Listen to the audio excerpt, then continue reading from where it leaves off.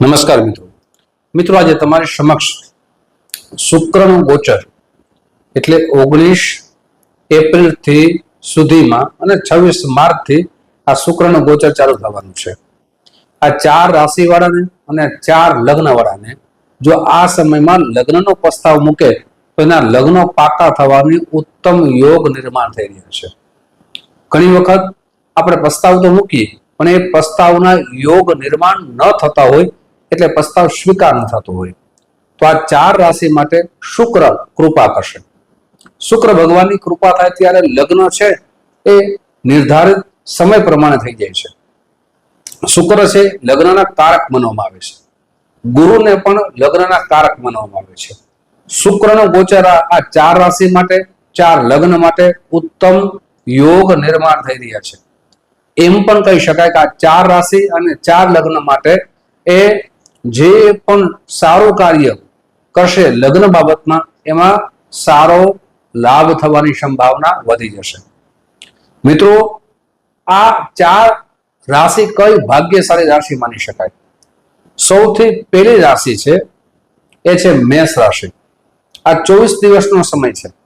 જો આ 24 દિવસના આપણા લગ્નનો પ્રસ્તાવ સ્વીકાર ન થાય તો તમારી જન્મ કુંડળી બતાવવી જોઈએ।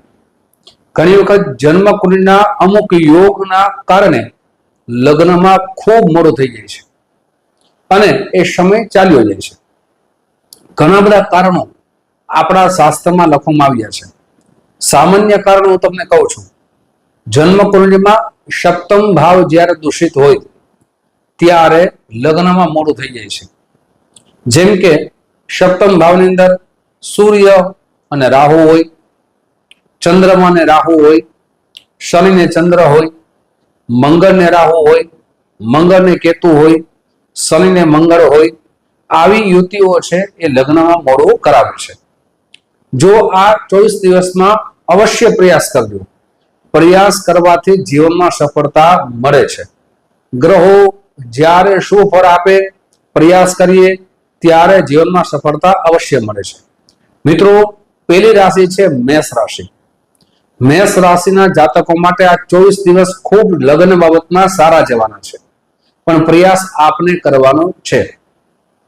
સાથે લગ્ન એટલે કે મેષ લગ્ન હોય તો પણ આપણા માટે સોનાની તક કહી શકાય। લગ્ન કોને કહેવાય?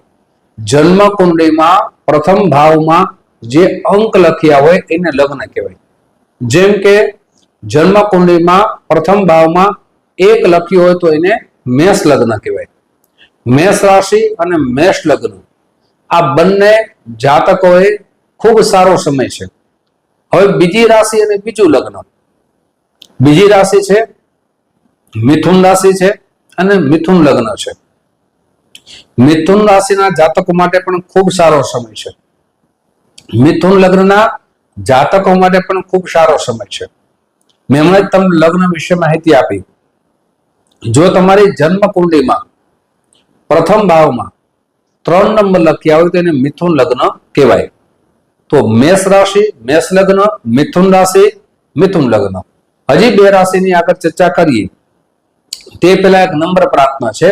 મારા નવા મિત્રો આ વિડીયો જોઈ રહ્યા છો, મિત્રો આ વિડીયો તમને ગમે તો જરૂર ને જરૂર લાઈક કરજો, શેર કરજો।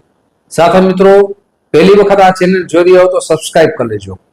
ફેસબુકના માધ્યમથી જોતા હો તો અમારા આ પેજને ફોલો કરી લેજો અને ફેસબુકમાં પણ આ વિડીયો અવશ્ય શેર કરજો।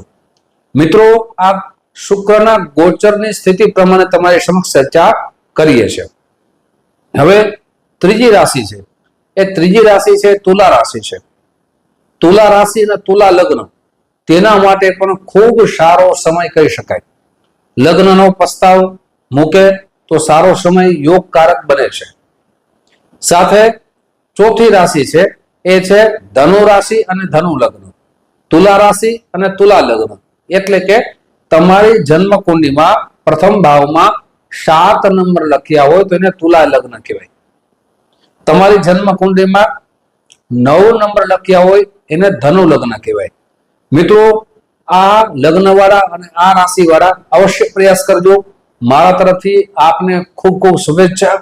આવી જ માહિતી તમારી સમક્ષ મૂકતો રહીશ।